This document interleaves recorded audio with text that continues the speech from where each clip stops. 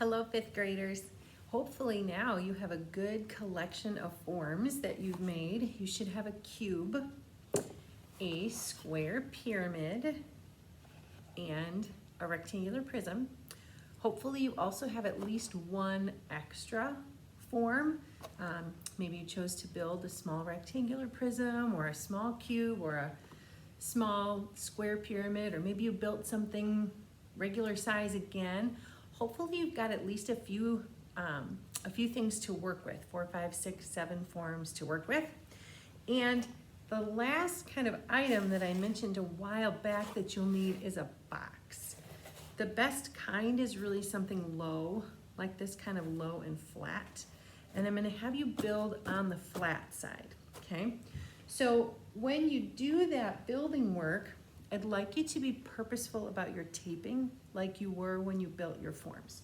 So for example, I would take a piece of masking tape here, and if I wanted this cube to sit right here, I would put the masking tape onto the face of the cube, nice and tight into that corner where the cube and the surface of the box meet, and then flat along the surface of that box.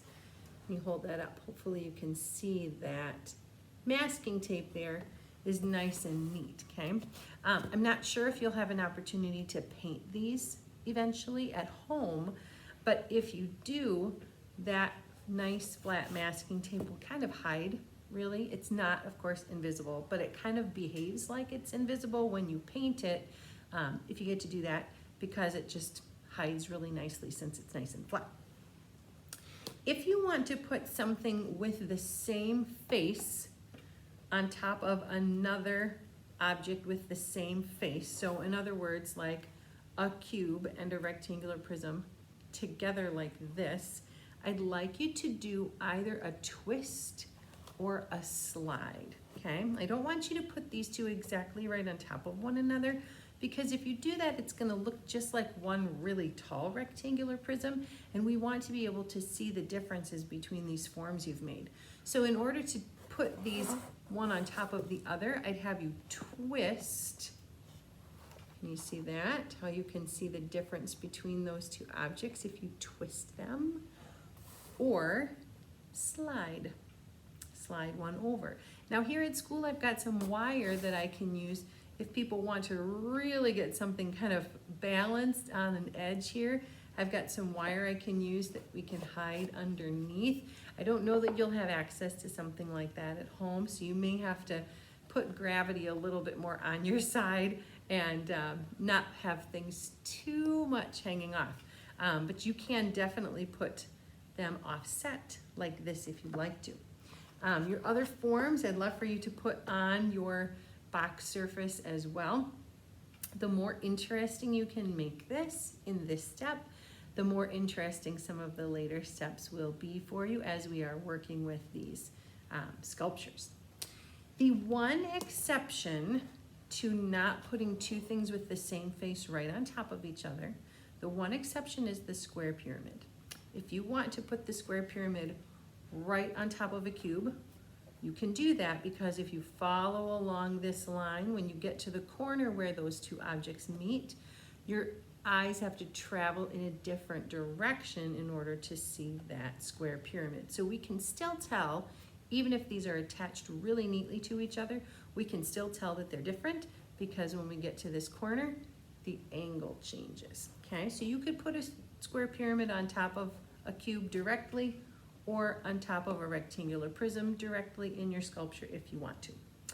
Everything should pass the "it doesn't wiggle too much" test on your sculpture. I do that test for kiddos here at school, but you'll have to be your own tester at home. Everything will probably have a little bit of wiggle to it. I don't know if you can see that, just a little bit of movement back and forth.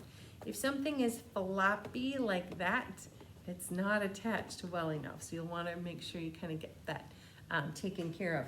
When you're taping, I would caution you to be careful of things like this. Like I call these at school tape bridges. It's where the tape is kind of flappy and hanging off the edge. a little bit. It's not really attached and it's not really helping actually at all.